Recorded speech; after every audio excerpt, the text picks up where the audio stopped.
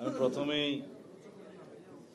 শ্রদ্ধা নিবেদন করছি বাংলাদেশের স্বাধীনতা যুদ্ধে এবং তৎপরবর্তীতে সকল গণতান্ত্রিক সংগ্রামে, সকল গণ আন্দোলনে, স্বৈরাচার বিরোধী আন্দোলন এবং সর্বশেষ দক্ষিণ এশিয়া এবং সারা পৃথিবীতে একটি উল্লেখযোগ্য গণ অভ্যুত্থান, রক্তক্ষয়ী গণ অভ্যুত্থানে যারা শহীদ হয়েছেন তাদের সকলের স্মৃতির প্রতি শ্রদ্ধা জানাচ্ছি। যারা আহত এবং অন্যভাবে পঙ্গুত্ব বরণ করেছেন, অন্ধত্ব বরণ করেছেন, তাদের প্রতি সমবেদনা। আজকের এই অনুষ্ঠানকে আমি খুব বড় করে দেখছি এই জন্যে যে এখন প্রতিটা দিন, প্রতিটি সময় আমাদের জন্য অত্যন্ত গুরুত্বপূর্ণ এবং দেশে এবং বিদেশে বাংলাদেশ একটি নজর কাড়া দেশে পরিণত হয়েছে এবং বাংলাদেশের যে কোনো ইস্যু এখন হোয়াইট হাউস হওয়া শুরু করে বিভিন্ন গণতান্ত্রিক শিবিরে আলোচ্য বিষয়। আমরা কিভাবে সামনের দিনের যাত্রাপথ বিনির্মাণ করব সেটা আমাদেরকে নির্ধারণ করতে হবে। এটা নির্ধারণ করে দিয়েছে জুলাই গণ অভ্যুত্থানের শহীদরা। বাংলাদেশের গতিপথ, বাংলাদেশের মানুষের জীবন কিভাবে নির্বাহ হবে, বাংলাদেশের মানুষের আইনের শাসন কিভাবে নিশ্চিত হবে, সেটা এই দেশের মানুষরাই ঠিক করবে, বাইরের কোনো শক্তি নয়। এদেশের গণতান্ত্রিক শক্তিসমূহের মধ্যে আলোচনা হবে, বিভেদ হবে, দ্বিমত হবে, এটাই গণতন্ত্র। আমরা যদি অতীতের মতো গণতান্ত্রিক চর্চাকে মনে করি শুধুই রাষ্ট্র ক্ষমতায় যারা আছে তাদেরই গোলামি করা, সমীহ করা, তাহলে সেটা সামনের দিনের প্রজন্ম বর্তমান রাজনীতিবিদদেরকে রিজেক্ট করবে। আমাদের সামনে যাওয়ার একটাই পথ যে আমরা আলোচনা করব, দ্বিমত পোষণ করব, বহুমত পোষণ করব, সিদ্ধান্ত নেব বাংলাদেশের মানুষের পক্ষে। আমরা সকল রাজনৈতিক পক্ষই পরাজিত হব, শুধুমাত্র জিতবে বাংলাদেশের মানুষ। বাংলাদেশের মানুষকেই জিততে দিতে হবে এবং আমাদের সবাইকে সেই জায়গায় পরাজিত হতে হবে। এটা আমার কথা নয়, এটা দক্ষিণ আফ্রিকার অবিসংবাদিত নেতা নেলসন ম্যান্ডেলার কথা। Late the people win. এখন আমরা সেই জায়গায় এসে দাঁড়িয়েছি। আজকের দিনে প্রশ্ন হচ্ছে যে আমরা সামনের দিনে কি কি সংস্কার চাই, কিভাবে নির্বাচন চাই, কখন নির্বাচন চাই ইত্যাদি। প্রশ্ন হচ্ছে এই সরকারের সফলতা, ব্যর্থতা, সিদ্ধান্ত এবং সিদ্ধান্তহীনতা, এগুলো এখনকার প্রশ্ন। আমরা যদি এই সরকারকে সফল হতে দিতে চাই তাহলে সরকারকে গাইড করার জন্য, পরিচালনা করার জন্য আমাদেরকে যথেষ্ট সমালোচনা করতে হবে। এমনকি আমাদেরকে সড়কে আন্দোলনও করতে হতে পারে সরকারকে সঠিক রাস্তায় নিয়ে আসার জন্য। সরকার মাত্রই সিদ্ধান্তের মধ্যে ভুল করতে পারে, সেটা সকল সরকারের ক্ষেত্রেই প্রযোজ্য। এখন ইন্টারিম গভর্নমেন্ট যে সকল সিদ্ধান্ত নির্ভুলভাবে নিবে, এটা তো সঠিক নয়। ভুল তাদেরও হতে পারে, কিন্তু সেটা সঠিকভাবে পরিচালনা করার দায়িত্ব এদেশের সাংবাদিক সমাজের যেমন আছে, রাজনৈতিক গণতান্ত্রিক শক্তিগুলোরও, সামাজিক শক্তিগুলোরও তেমন ভূমিকা আছে। সেই জায়গা থেকেই আমরা এখন আমাদের দলের পক্ষ থেকে চিন্তা করছি যে সরকারের কিছু ভুল শুধরিয়ে সঠিক রাস্তায় এনে গণতান্ত্রিক রাস্তা বিনির্মাণের জন্য এবং একটি নির্বাচিত রাজনৈতিক সরকারের পথ পরিষ্কার করার জন্য খুব দ্রুত আমরা কিছু পদক্ষেপ নেব। সেটাকে আপনারা সরকার আন্দোলনও বলতে পারেন, সমালোচনাও বলতে পারেন। অবশ্য মাননীয় প্রধান উপদেষ্টা মাঝে মধ্যে বলেন যে আমরা বেশি বেশি করে যেন সমালোচনা করি, সরকার সঠিক পথে থাকে। এই সরকারের একটি সঠিক গুণ আছে, তা হচ্ছে সরকার মাঝে মধ্যে ভুল সিদ্ধান্ত নিলেও সমালোচনার মুখে সেই ভুলগুলো শুধরায়, গু ধরে বসে থাকে না। এবং সরকার যখন ভুল শুধরায় তখনই মনে করতে হবে এই সরকার জনগণের সরকার। সেই জন্য আমি আজকে এখানে কিছু কথা বলতে চাই। সেই কথাগুলো হচ্ছে, নির্বাচন যদি বিলম্বিত হয় সেই সময়গুলো আপনারা কেন বিলম্বিত করবেন সেই যৌক্তিকতা জনগণের সামনে তুলে ধরতে হবে। ইতিমধ্যে 6 মাস পার হয়েছে। সংস্কার কমিশনগুলো রিপোর্ট প্রদান করেছে সরকারের কাছে। সেই রিপোর্টের উপর ভিত্তি করে রাজনৈতিক দলগুলোর সাথে, সামাজিক শক্তিগুলো এবং বিশেষজ্ঞদের সাথে কথা বলার কথা। রিপোর্ট প্রদানের পরে প্রায় 14 দিন 15 দিন পার হয়ে গেছে। সেই উদ্যোগ অবশ্য এখনো দেখা যায়নি। আমি আশা করি খুব শীঘ্রই আপনারা যেই সমস্ত বিষয়গুলো রাজনৈতিক দল এবং বিশেষজ্ঞজন এবং সামাজিক শক্তিসমূহ ঐক্যমত পোষণ করতে পারে সেগুলো আগে চিহ্নিত করুন সংস্কারের মধ্যে। সংস্কার কমিশন রিপোর্টগুলো অত্যন্ত সুন্দর, বুঝলাম, কিন্তু সকল বিষয়গুলো কি ওখানে এসছে? অবশ্যই না। আবার কিছু বিষয় কি অতিরিক্ত এসছে? অবশ্যই হ্যাঁ। আর কিছু বিষয় কি এসছে এরকম যেগুলো বাস্তবায়ন করা যাবে না, ইউটোপিয়ান আইডিয়াস, এবং যে সমস্ত বিষয়গুলো এসছে যে বাংলাদেশের রাজনৈতিক কালচারে এবং সামাজিক কালচারে যায় না, সেই বিষয়গুলো আমাদেরকে চিন্তা করতে হবে। কারণ যারা আপনারা সংস্কার কমিশনে বসছেন, আপনারাও ইনসান, মানুষ। আপনাদের যে সঠিক সকল বক্তব্য এবং রিকমেন্ডেশন 100% সঠিক হবে এমন কোনো নিশ্চয়তা অবশ্যই নাই। সেই জন্যই আলোচনা। আমি যেমন বলতে চাই, কনস্টিটিউশন রিফর্মস কমিশন যে রিপোর্টগুলো দিয়েছে তার মধ্যে প্রথমে একটি উল্লেখযোগ্য জিনিস লক্ষ্য করলাম। সংবিধানের প্রিয়াম্বলে, তার প্রস্তাবনায় 1971 সালের মুক্তিযুদ্ধের সাথে একই প্রায় জুলাই গণ অভ্যুত্থানের বিষয়টি নিয়ে আসা হয়েছে। কিন্তু স্বাধীনতা যুদ্ধের সাথে স্বাধীনতা পরবর্তী কোনো ঘটনায় কি একই কাতারে গণ্য করা যায়? এটা বিবেচনায় আনতে হবে। জুলাই ঘোষণাপত্র, বৈষম্য বিরোধী ছাত্র আন্দোলন এবং গণ অধিকার পরিষদ, জাতীয় নাগরিক কমিটি, বৈষম্য বিরোধী ছাত্র আন্দোলন এবং জাতীয় নাগরিক কমিটির পক্ষ থেকে জুলাই ঘোষণাপত্র দেওয়ার জন্য তারা কর্মসূচি দিয়েছিলেন। পরবর্তীতে সরকারের মধ্যস্থতায় রাজনৈতিক দলসমূহের সাথে আলোচনার একটা ব্যবস্থা করা হয়েছে। এখানে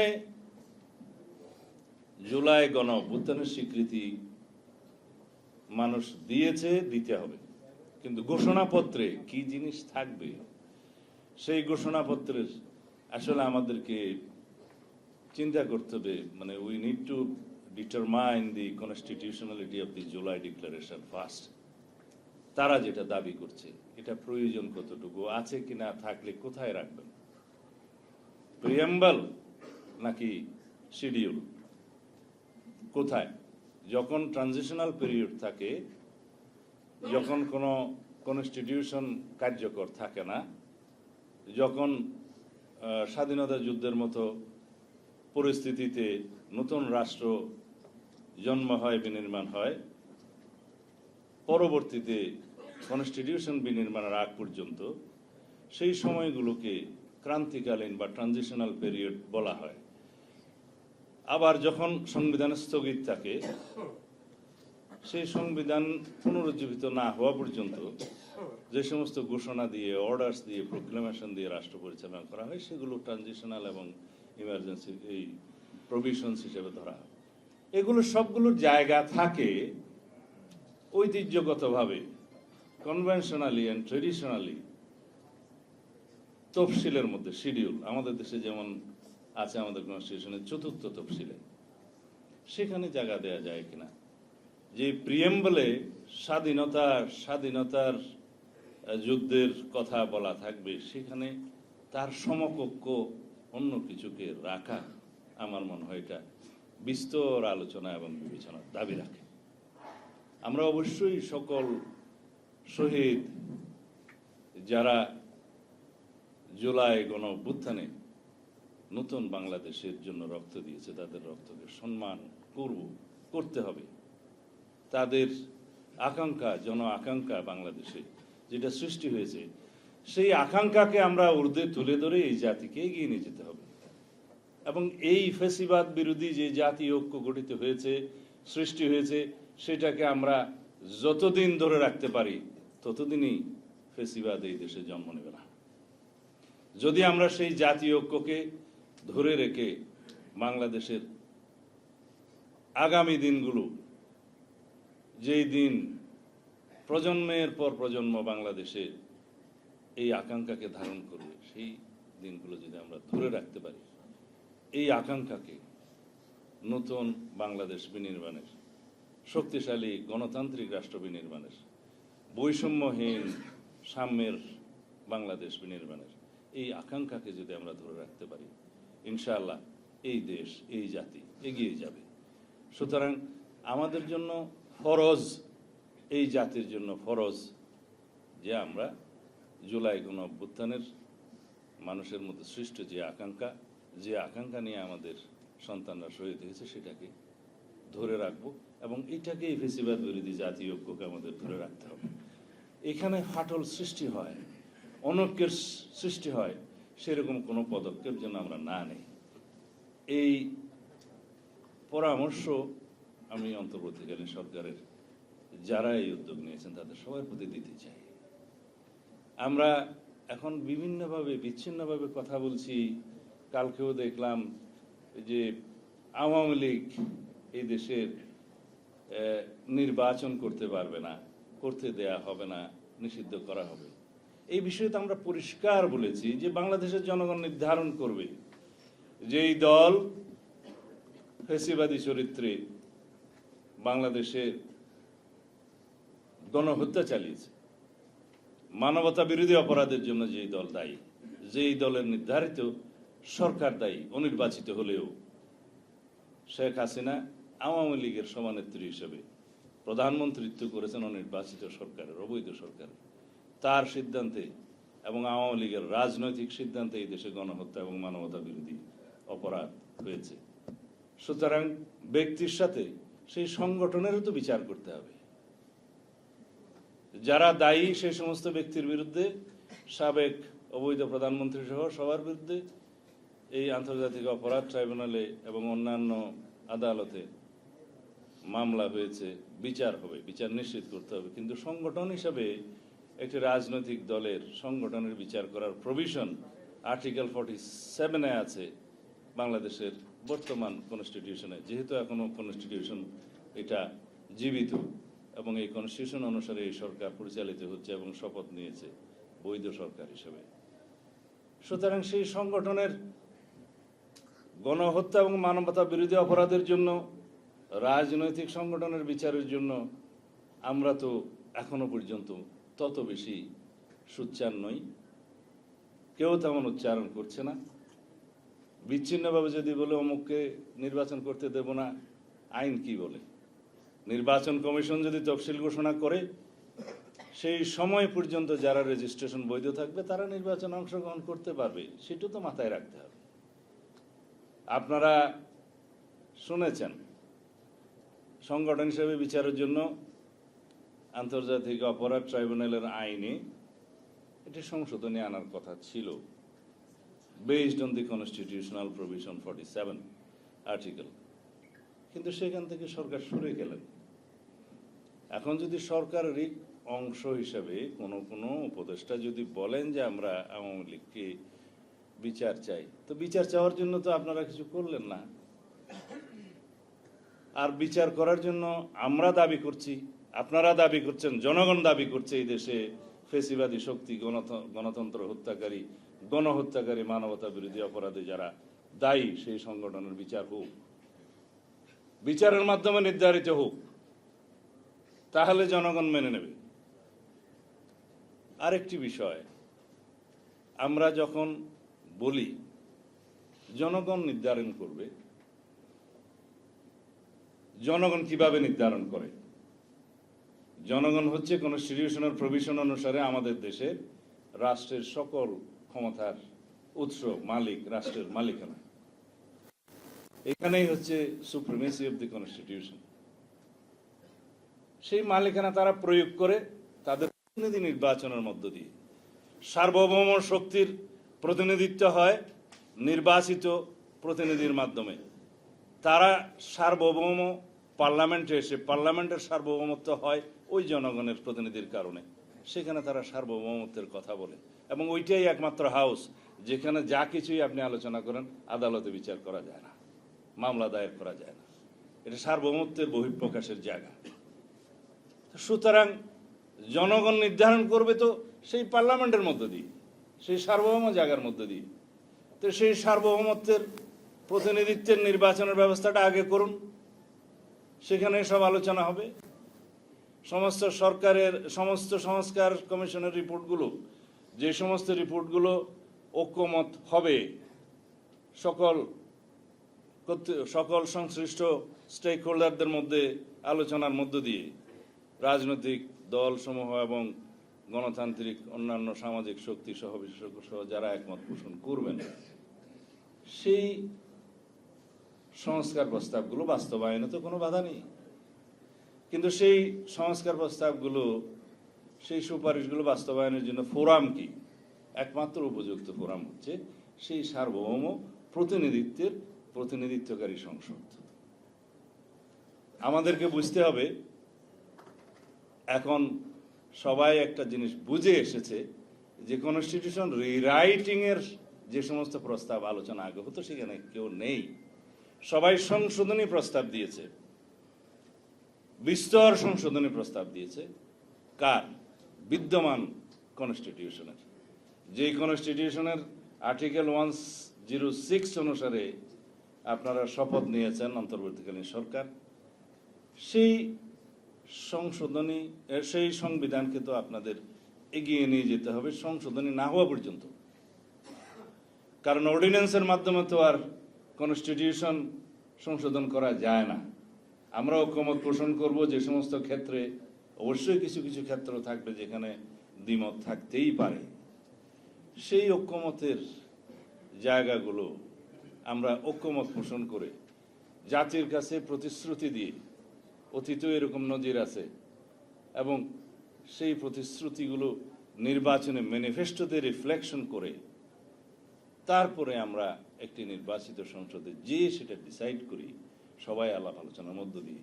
কারণ আমাদের বিএনপি কর্তৃক গত 2023 সালে যে 31 দফা আমরা জাতির সামনে প্রস্তাব করেছিলাম, তার মধ্যে সমস্ত সংস্কার প্রস্তাব কমিশনগুলোর কথা আমরা নিজেরা বলেছি। সৌভাগ্যক্রমে সেটা আগেই ইন্টারিম গভর্নমেন্ট গঠিত হওয়ার কারণে তাদের কাজ হয়ে গিয়েছে, আমরা সবাই সহযোগিতা করছি। তো এই সময় আমাদের সামনে একটাই গুরুত্বপূর্ণ এবং জরুরি সর্বোচ্চ প্রশ্ন হচ্ছে যে আমরা ঐক্যমতের ভিত্তিতে ফেসিবাদ বিরোধী জাতীয় ঐক্য ধরে রেখে সমস্ত সংস্কার প্রস্তাবগুলো আমরা আলোচনা করব। আমরা কিছু জায়গায় দ্বিমত হব, এবং আমি বিশ্বাস করি অধিকাংশ জায়গায় আমরা একমত হব, এবং সেগুলো আমরা দ্রুত বাস্তবায়নের জন্য অগ্রাধিকার নির্ধারণ করি।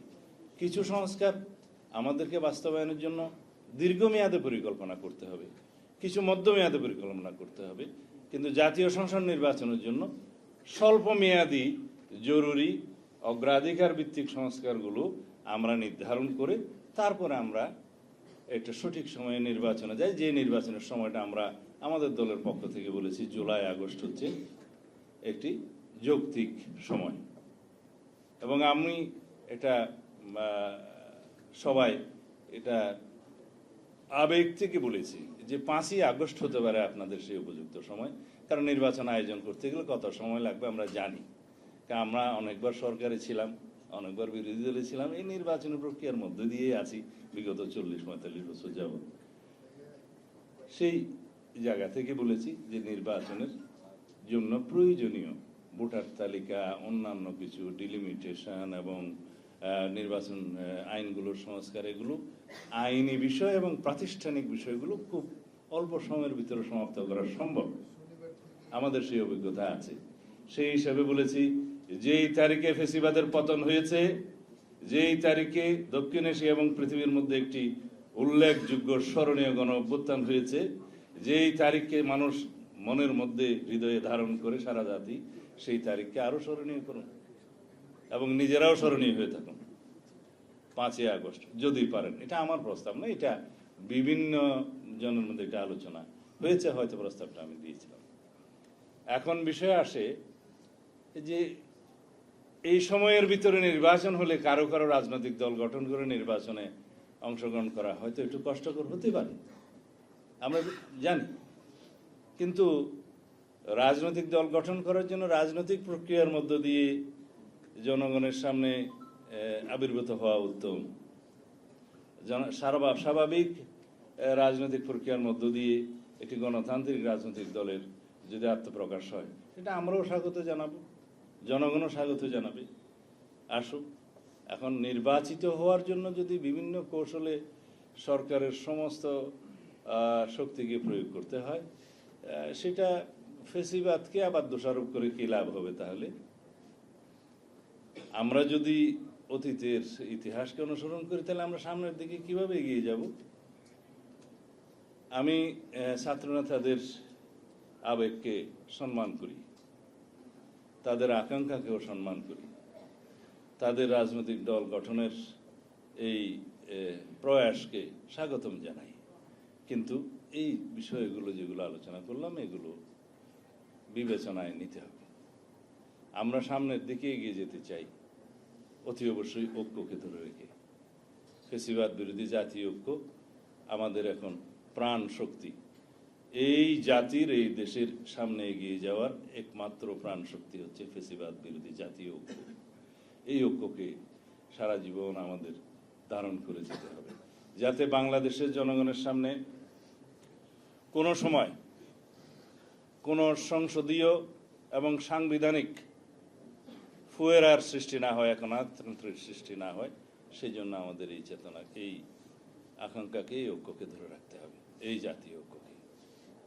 যারা শেখ হাসিনা সংবিধান পরিবর্তন করে একটা সাংবিধানিক একনায়কতান্ত্রিক রাষ্ট্র, একদলীয় রাষ্ট্র বিনির্মাণের আয়োজন প্রায় চূড়ান্ত করে ফেলেছেন, যেখানে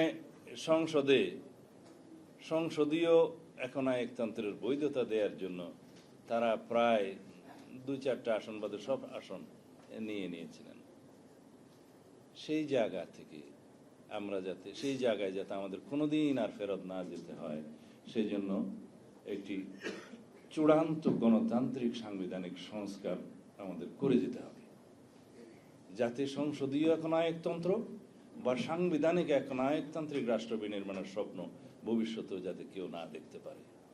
আমি বোধহয় অনেকগুলো কঠিন কথা বলে ফেলতেছি, আমার বাংলা ইংরেজি কোনোটাই সঠিকভাবে আমি বলতে পারি না। অনেক বছর বিদেশে থাকার কারণে আমার একটু অসুবিধা হয়ে গেছে, আপনারা ক্ষমা সুন্দর দৃষ্টিতে দেখবেন বলে আশা করি আর কি। তো যাই হোক, একটা কথা বলে আপনাদের আর বেশি সময় না নিয়ে আমি শেষ করব। সাংবাদিক সমাজের 5 জন শহীদ হয়েছেন গত গণ অভ্যুত্থানে। প্রত্যেকের নাম এখানে একটা কাগজ দিয়েছে, আমার কাছে আছে। আপনারা জানেন সারা পৃথিবীতে সাংবাদিকতা পেশা একটি ঝুঁকিপূর্ণ পেশা, কিন্তু অত্যন্ত সম্মানিত পেশা। এই পেশার সাথে আপনারা যারা জড়িত আছেন, তারা যদি বিবেক বিক্রি করে দেয়, সেই জাতির কপালে দুঃখ থাকে। সেই দুঃখের মধ্যেই আমরা পড়েছিলাম বিগত 16 বছরে ফ্যাসিস্ট হাসিনা যদি রাষ্ট্র শাসন ফ্যাসিবাদী কায়দায় করে থাকে, তার মধ্যে গণমাধ্যমের ভূমিকা ছিল অনেক বেশি। এই গণমাধ্যমের মালিকরা বিভিন্ন বিজনেস হাউসের মালিক হওয়ার কারণে তারা সরকারের সমালোচনা, সরকারের বিরুদ্ধে কোনো নিউজ, কোনো পদক্ষেপ তারা নিতে দেয়নি। যদিও সংবাদকর্মীদের আপনারা প্রায় সকলেই গণতান্ত্রিক প্রক্রিয়ার পক্ষে ছিলেন, কিন্তু আপনাদের হাত পা বাঁধা ছিল।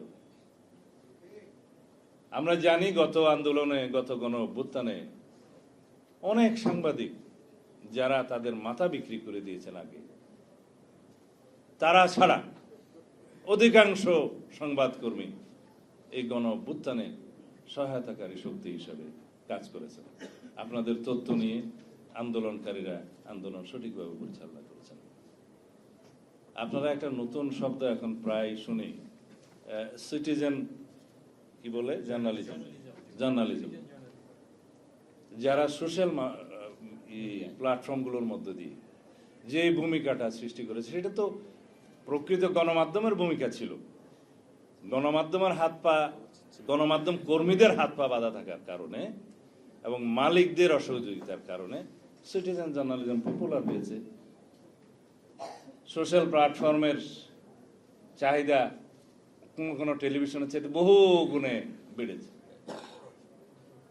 তা আমি আহ্বান করব, দ্বিতীয় বিশ্বযুদ্ধের হিটলারের সময়কার যে নজির আপনারা জানেন, যে যখন ইহুদিদেরকে নিধন করা হচ্ছিল, সাংবাদিকরা বললেন যে এরা তো ইহুদি, এটা সবাই জানে, যা স্মরণ করে দিচ্ছে। যখন কমিউনিস্টদেরকে ধরা হলো, বলে যে এরা তো কমিউনিস্ট, সাংবাদিকরা চুপ। যখন ট্রেড ইউনিয়নের নেতাদেরকে ধরা হলো, বলে যে এরা তো ট্রেড ইউনিয়ন, সাংবাদিকরা চুপ।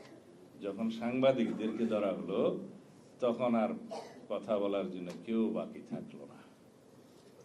আমাদের দেশে যাতে সাংবাদিকরা এটা মনে রেখে এই জাতির কাছে তাদের দায়বদ্ধতা, সামাজিক দায়বদ্ধতা এবং মনের দায়বদ্ধতা নিজের মধ্যে ধারণ করে এই রাষ্ট্র বিনির্মাণের জন্য, এই জাতি বিনির্মাণের জন্য, শক্তিশালী গণতান্ত্রিক রাষ্ট্র বিনির্মাণের জন্য আপনারা কাজ করবেন এবং হিটলারের ওই ইতিহাসটাকে আপনারা স্মরণ করবেন যে সাংবাদিকদের ভূমিকা না থাকার কারণে দ্বিতীয় বিশ্বযুদ্ধ সংঘটিত হওয়ার মতো একটা ঘটনা হয়ে গেছে।